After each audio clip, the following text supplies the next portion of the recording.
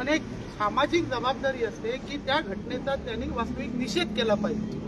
पण असा निषेध न करता उलट जमाव म्हणजे जे उत्स्फूर्तपणे त्या मुलींच्या बाजूने जो जमाव आला, महिला आल्या, तरुण मुलं आली किंवा नागरिक आले, यांच्यावर त्या केसेस घालतात आणि त्या तुम्ही केसेस नोंदवून घेतात. एक मिनिट लक्षात घ्या. आज असा प्रश्न आहे, त्या परी सलून मध्ये त्या मालकिनींना किंवा त्या मालकाला महिला किंवा लहान मुली किंवा दिव्यांग मुलींच्या बाबतीत कुठची आस्था नाही. तर आमचा कस्टमर एक महिला आहे, मॅक्झिमम पार्लरमध्ये जाणार आहे. उद्या ह्या पार्लरमध्ये जाणाऱ्या शहरातल्या किंवा आजूबाजूच्या ज्या महिला आहेत किंवा मुली आहेत, ह्या आधी सुरक्षित आहेत का?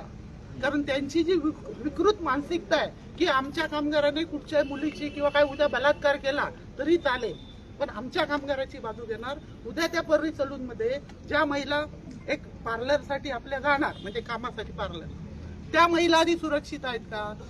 नक्की त्या सुरक्षित राहतील का? उद्या जायचं का महिलांनी आमच्या शहरातल्या त्या पार्लरमध्ये? हा प्रश्न आहे. आणि ती एक महिला मालकीन नोंद करते आणि तुम्ही नावं लिहून घेता. मग त्या दिवशी त्या महिलेने आणि त्याच्या पतीने त्या महिलांवर आणि आपले गौरववर्धने मिथून यांनाही धमकी दिल्या. आम्ही त्यांनी तो विषय बाजूला ठेवला. प्रत्येक धमक्या नको, एक आपला त्या मुलींच्या बाबतीतला गुन्हा झाला. मग हे देणार एनसी तुम्ही घेणार का? त्यांचे कोण कोण मालक होते ते घेणार का? त्यांच्यावर हे सेक्शन लावणार का? साहेब, तुम्ही 5 ते 6 सेक्शन लावले. त्या सेक्शनचे सुद्धा तुम्ही काहीतरी उलगडा केला पाहिजे. कारण नॉन बेलेबल सुद्धा त्यात 2-3 आहेत आणि एक 2 बेलेबल आहेत. धमकी दिली, मृत्यूस कारणीभूत ठरले, काय म्हणजे ते देणार आणि तुम्ही लिहून घेणार आणि कारवाई करणार?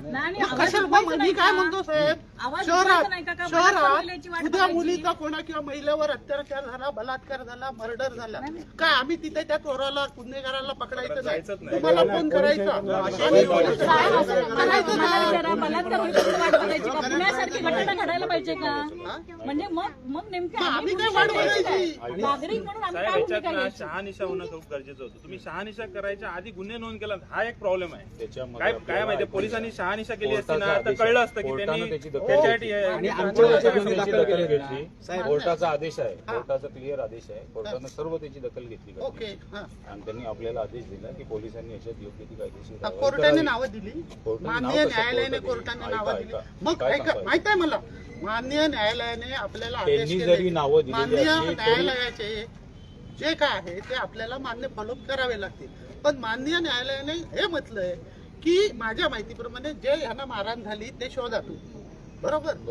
तुम्ही ते सगळे सेक्शन, जे 5-6 सेक्शन आहेत माझ्याकडे, जे लावले FIR आपण पाहिली आहे, याच्यात तो तुमच्या तपासाचा भाग होता ना? मग तपासाचा भाग येईल ना तो.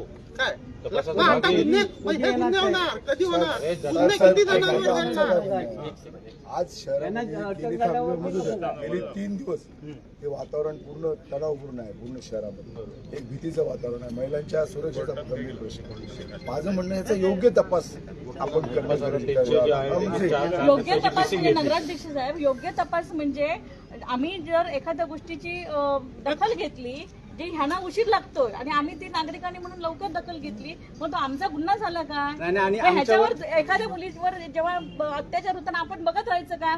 पोलिसांना कळवायचं आणि आपण बघत राहायचं तो कशी छेड काढतो ती. अशी जर भूमिका असेल ना तर मुलीच्या मदतीला येणार नाही. हे सगळं आणि असेल ना तर सगळ्यांच्या आहे गुन्हा पुढे जाणार. हा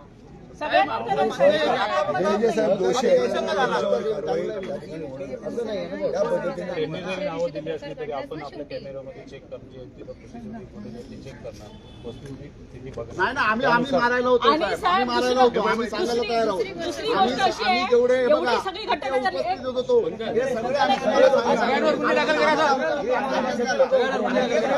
एवढी घटना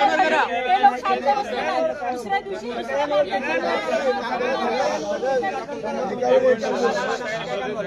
एकानं बोला तर उत्तर देत आहे. आपण बरोबर बोलताय. साहेब काय माहिती आहे, आमच्यावर जो गुन्हा दाखल केलाय ना त्याच्यात स्वतः मालक सुद्धा त्या दोघांना मारायला होता तिथे, त्याच्यावर पण गुन्हा दाखल केला. मग आमची नाव वगैरे कसं करतो त्याच्यावर पण त्याचं नाव घातलं पाहिजे. वाढ करण्याचा विषय नाही. मी काय म्हणतो, आम्ही पाठी घेण्यासाठी इथे आलो. उद्या जर पुन्हा पाठी घेतला पाहिजे ना साहेब, याच्यासाठी आम्ही इथे आलोय. कोण येणारच नाही साहेब, कोणच येणार नाही.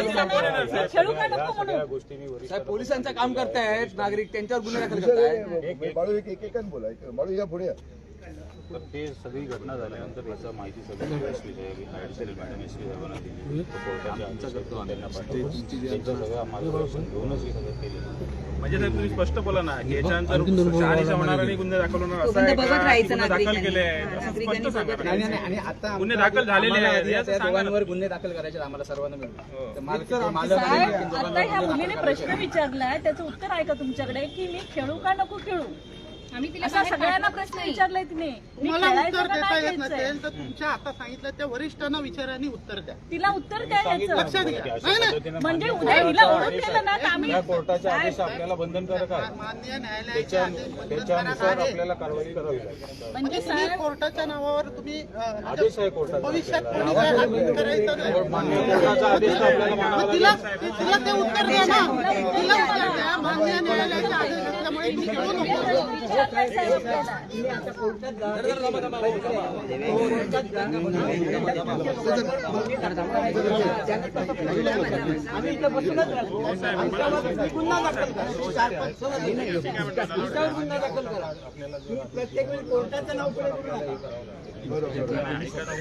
कुठलं हे करून साहेब हा कोर्टाला प्रश्न विचारला. मला तिथे गेल्यानंतर मला एका छोट्या मुलीने हा प्रश्न विचारलाय. एक मिनिट त्या छोट्या मुलीला तुम्ही उत्तर द्या, आम्हाला काय प्रॉब्लेम नाही. त्या छोट्या मुलीने प्रश्न विचारलाय. उद्या तिला ओढून नेताना आम्ही बघत राहायचं, पोलिसांना कळवलं. कोण म्हणते असं कोण मान्य म्हणते? आम्ही अडवलं की तो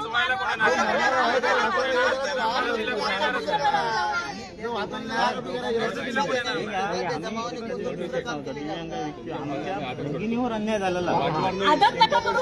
तुम्ही जपून करा सगळ्यांना. आदत तुम्हाला कोर्टाच्या आदेशांचा आदत करू नका. या संघटनेवर आम्ही आहेत ना त्या सगळ्यांवर आमच्या केसेस घालत आम्ही होतो मारायला तिथे आमच्या संघटनेच्या वतीने आम्ही सांगतो तुम्हाला साहेब दिव्यांग आपण डायरेक्ट आदेश दिले कोर्टाने की गुन्हे नोंद करा की शहानिशा होणारच नाही याच्यात काय. नाही साहेब तपास तुम्ही त्याच्याबाबत त्याला पण सांगा. लावणार तुम्ही ते. योग्य तपास. तपास 100% योग्य तपास.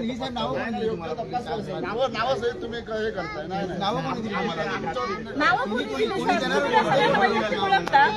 साहेब नावं कोणी दिली? कोर्टाला विचारून सांगणार नाही. नावं कशी दिली तुम्ही? तुम्ही सगळ्यांना ओळखता का? एवढे माहिती लोक आहेत, तुम्ही कशी ओळखू शकता? फिर्याद देतो त्या फिर्यादीमध्ये ती म्हणते माझ्याकडे फुटेज वगैरे सगळं आहे.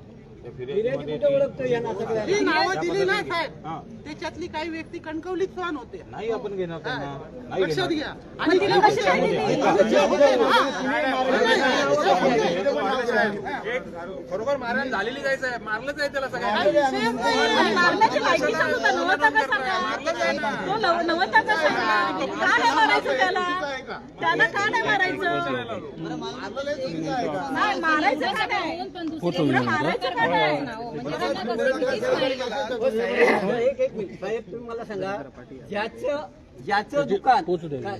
दुकान त्याच्यात कामगारांना मारताय. एक मिनिट नाही त्याच्या कामगारांना मारताय बरोबर.